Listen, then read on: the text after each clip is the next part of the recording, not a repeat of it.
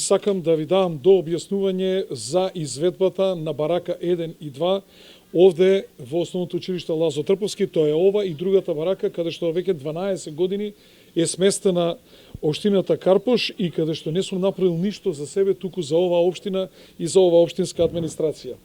Еве да видиме што стои во правилникот кој што го потпишал господинот Миле Јанакиевски во 2010 година на 9 март. Стои вака.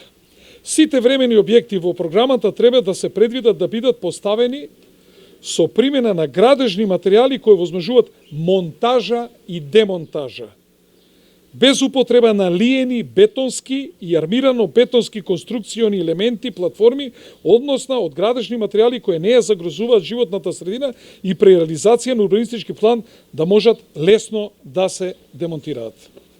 Поштувани пријатели, што пишува овде во проектот што сме го имале за овие бараки? Изведба на бараки. Сега, во проектната документација што сме ја доставиле до фирмата Инком која што ја правила проектот, пишува вака: за потребите на инвеститорот треба да се направи техничка документација за изведба на две бараки кои ќе се монтираат, монтираат во округот на Основно училиште Лазо Трповски на територија на општина Карпош и ќе бидат во функција на општината. Барака 1 со нето површина 350,89 и барака 2 со исто таа површина. Бараките ќе се монтираат, повторувам, монтираат на претходно изведени бетонски плочи. Изведбата на бараките ќе биде систем сува градба, односно со поставување на метална конструкција изведена од челични кутијасти профили со димензија 100 на 100 и 100 на 120 и дебелина 4 мм. Фасадните зидови D23 см треба да бидат од гипс картонски плочи на метална подконструкција која е прицврстана на метална конструкција, исполнети со изолација минерална волна, внатре глетовани, боени со поликолор и надвор со термоизолациона фасада. Поштувани пријатели, еве сега да прашам понатака. Во член 17 од овој правилник што пишува? Времените објекти треба да се предвидат само како приземни, со максимална висина на венец до 3,5 метра. Дали ова времена градба, дали е приземна? Висината од оваа кота до кота на Слеме е 3 метра, а правилникот вика максимум до 3,5 метра. И исто така, минимален нагиб според видот на употребен кровен покривач, значи минимален нагиб.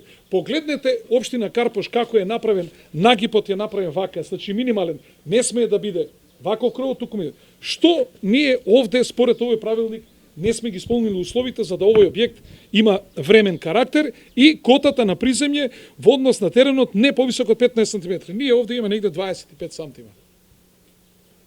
Цела општина, сите ние, заедно со јавните набавки, знаеме дека градиме времени објекти, само за обвинителот и судиката, ние сме изградиле диво изграден објект.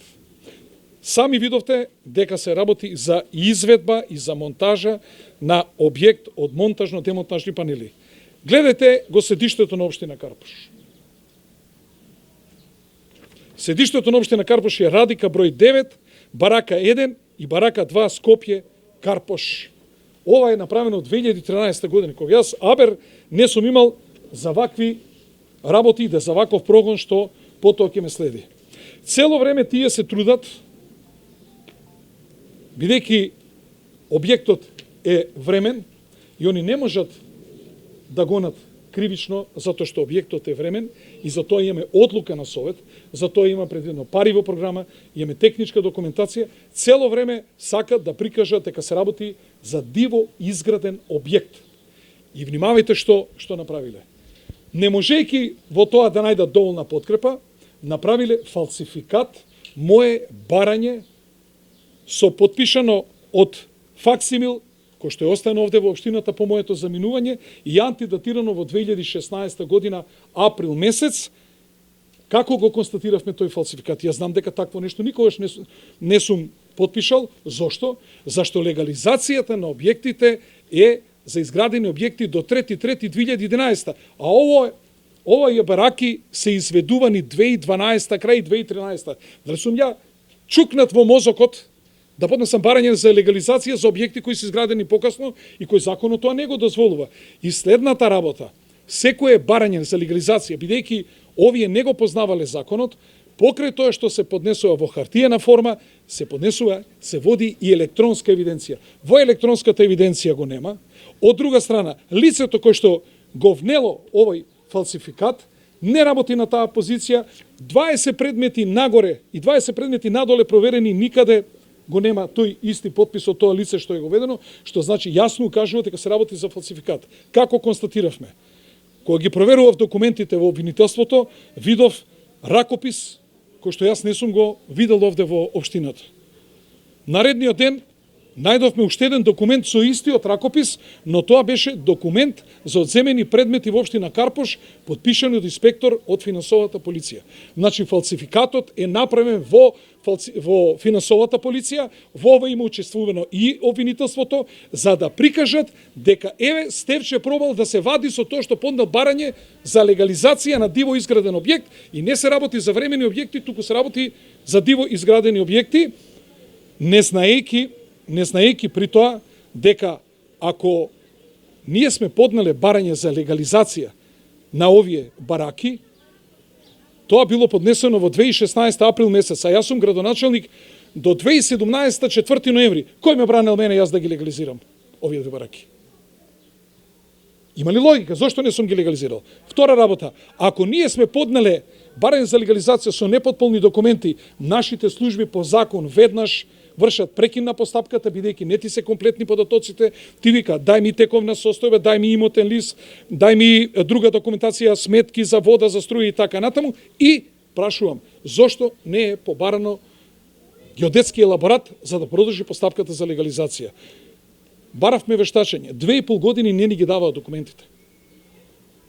И вештачењето покаже дека ова не е барање поднесено од мене, и знаете кој е образложението на обвинителот? Направено е вештачење на мој ракопис во 2017, во 2022 или 3 година, а ова се случува во 2016, може во меѓувреме сум го сменил ракописот. Можете да замислите докаде одат болните во меѓувреме сум го сменил ракописот. Па тоа барање не е потполнето од мене, ја не потполнувам барања. Барањето е потполнето пред цела македонска јавност, пред цел свет кажувам, потполнето од инспектор во финансова полиција. Барав чаре, разговарав со обвинители, разговарав со членови на совет на обвинителство, бивши, актуелни и така натаму. Што чаре да бараме за овој фалсификат што го имаат направено? Сите креват раменици, нема чаре, тоа треба да се оди во судска постапка и замислете, ова сега судијата го прифати како доказ за груп фалсификат. И јас сакам да кажем, јас ниту сум организирал група, ниту сум криминалец, криминалци се тие што ги правеле овие груби фалсификати. И не е само овој фалсификат. Има уште еден фалсификат на собственикот на фирмата Ми Комерц, кој што човекот кој види изјавата вика, јас ваква изјава никогаш немам подпишано. Со што овие луѓе се служиле? Покрај пим мерки, покрај претреси, покрај сите злодела што ги правеа на мене и на моето семејство, покрај приказните дека имам 72 стана, пари и не знам што, на крај дојдоа да се фатат за ова смешка што се вика ова барака. За која?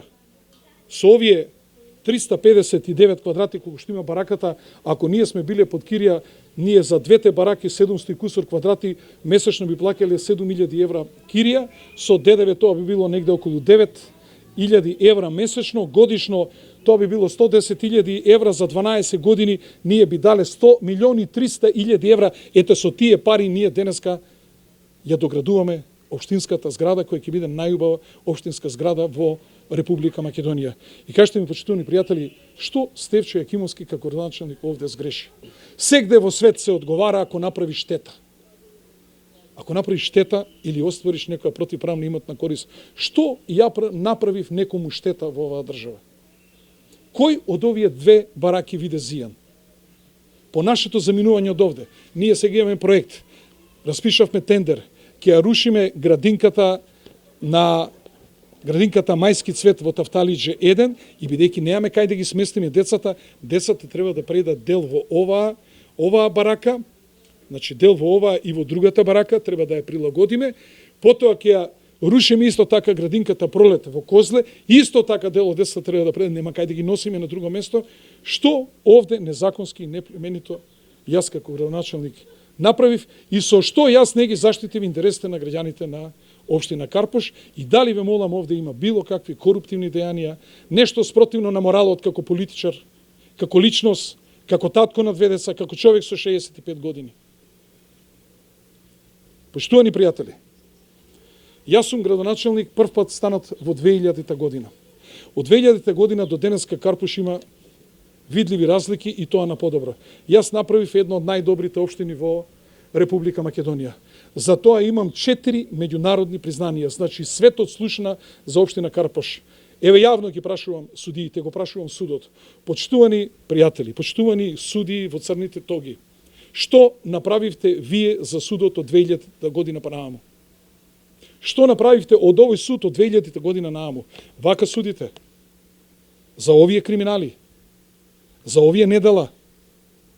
Секој треба да одговара ако сторил кривично дело. Никакво кривично дело нити јас, нити моите колеги имаме. Значи осуден сум на 3,5 години затвор на Божја правдина. Јас ова нема да се смирам. Мора да одговара тој што ги правеше фалсификатите. Јас криминалец не сум и јас сум разочаран како човек. Зошто? Зашто од судот барам помош. Во судот барам спас, не само јас, секој граѓанин. Затоа што бев нападнат од обвинителство и од финансова полиција и гледате со што све се служеа. Со притисоци, со уцени, со закани на мои колеги, дека ќе одат во затвор, дека децата ќе им растат сами, со притисоци и закани на инвеститори во општина Карпош, со понуди да кажат дека 2 стана од непродатените ги чуваат за Стефче Кимовски, се само да направат било каква намештаljка. Така ли ги воде истрагите? И на крај да дојдат до оваа ситуација. И јас одам, сите ние како граѓани во судот бараме спас. Тој е тој што треба да не заштити од посилниот. А нормално е дека финансова полиција и обвинителство како едни силни институции со инструменти што ги имаат, со сила, на прогон и така натаму, нормално дека ние сме во тој дел сме послаби. И ние бараме спас од судот. Ова ли е спасот што го пружа судот на било кој граѓанин? Кога ова мене ми се случува, како лидер на политичка партија, како најнаградуван градоначалник во општина Карпош, како градоначалник што 4 пати овие граѓани му добиле доверба, што станува за обичен граѓанин во Република Македонија? Каде е правдата? И пак ќе кажам, за овие 25 години што направивте вие од овој суд и што направивте вие од оваа државичка? Тоа што јас го работев и бев задолжен и добив доверба од граѓаните, јас направив нешто подобро. Имам и грешки. Точно е. Грешките се минимални во однос на она ние што сме направиле. Но ова што вие го направите се вели дека е 2% во рейтингот и жал ми е што е тоа така. Јас се надевам дека во овие институции има честни луѓе. Поготово кои што ги водат луѓето овие институции. Барам комплетна истрага за ова работа. Нема ова да го дозволам. Да прават мајмун пред цел свет и да одговарам за нешто што не сум го сторил. Ако сум сторил, поштено и честно ќе си одам да лежам, затоа што за заслугите се добиваат награди, за грешките треба да се одговара. Јас никаква грешка немам и ова е срамота што се случува. И навистина сум запрепастен од оно што го слушнав вчера во судницата во Кривичниот суд во Скопје. Кој е финансискиот инспектор? Го знаете ли? Документот со кој е потпишан финансискиот инспектор не ни го даде судиката, обвинителката да го вештачиме. 2,5 години молевме да ни ги даде документите за вештачење, луѓе. И се вештачеше само барањето што јас сум го поднел, а тоа од инспекторот не е. Тврдам дека тоа е затоа како се случи. Значи, прво во финансова полиција која ме прибраа вечерта на 7 август. И на одење во лифтот ми вика, тој раководителот на финансовска полиција, мисля Маризанко се викаше, си потпишал барање за легализација. Не е точно. Не, имаш барање. Абе точно нема шанса да сум потпишал за тоа што објектот, овие бараките се изведувани 2012 и 2013, а легализацијата е до 2011. Не сум чукнат јас во главата да правам такви глупости. Вика не, имаш потпишано. Кога ги проверувавме документите во обвинителство, а морам да кажам, на обвинителката и дадов исказ без да видам било каков, знаете колку документи имаше? Волку.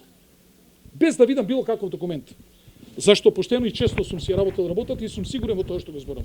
И кога вртем документите, доаѓам до тој документ, гледам, ваков ракопис во општина Карпош не постои никој службеник.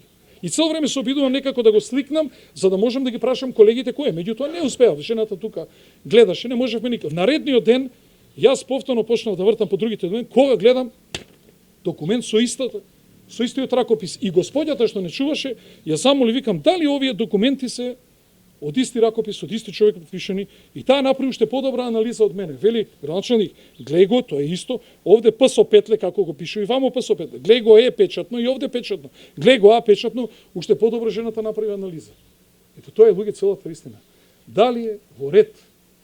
Јас не сум криминалец, не сум некој ганстер што се бави со дрога, со кримчарење на оружје или што, па да сака ова држава да се реши од мене, па да подметнуваш и вакви работи. Тоа не може сме на ниеден граѓанин да му се случи. Како може вака да, со вакви подметнувања да се служат? Со подметнување да ги оценувате инвеститори, кажи дека два стана и чуваш за Стевче. Само толку и ќе прекинам истрагата. Срам ги било. Во овој предмет има и признание на вина. Смятате ли дека тоа е можеби аргумент плюс? Ма какво признание? Од кого признание на вина?